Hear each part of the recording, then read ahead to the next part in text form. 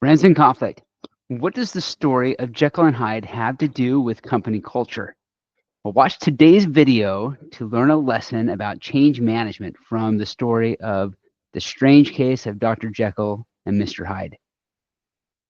One of the industries with which I work is the credit union industry. In the credit union space, there is a growing membership rate of credit union members overall, but the number of credit unions itself is shrinking from year to year through a number of regular mergers and acquisitions.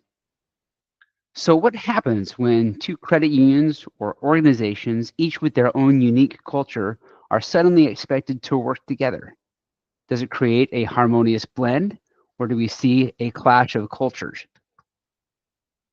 In the story of Jekyll and Hyde, you have an English scientist and physician who develops a chemical formula to root out any bad elements of his personality.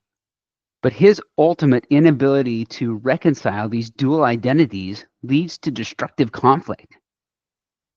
There's a lesson to be learned from the story of Jekyll and Hyde about change management.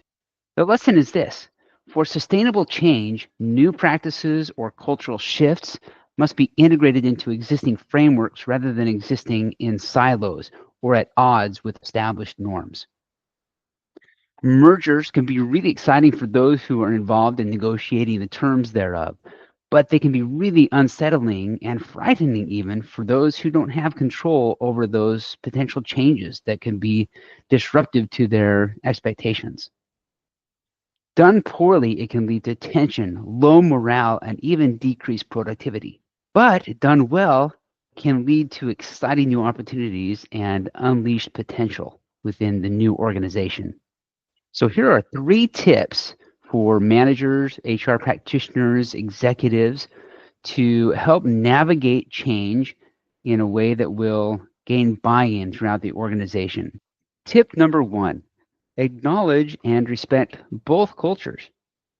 In the story of Dr. Jekyll and Mr. Hyde, the failure to balance the dual identities is what led to the chaos.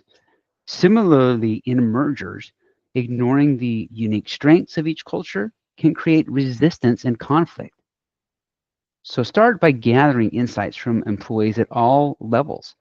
You can conduct focus groups, you can do surveys and hold interviews to understand what people value most about their current cultures. This helps everyone feel heard and sets the foundation for a shared identity. Tip number 2, define a unified vision and set clear expectations.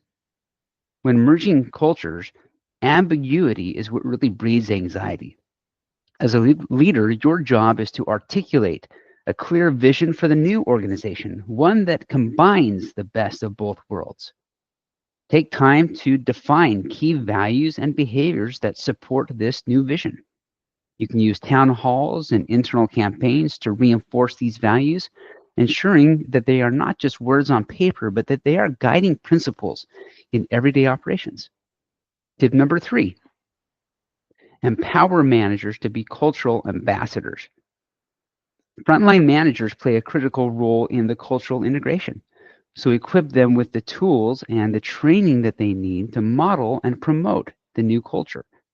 Encourage them to celebrate wins that align with the new cultural values and to address the behaviors that do not align.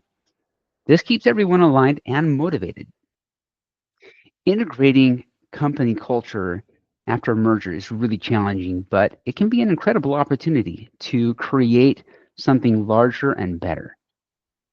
By respecting the existing cultures, by defining a shared identity and culture going forward, and by empowering managers, you can navigate the difficulty of merging organizations or any changes that you're making within a team.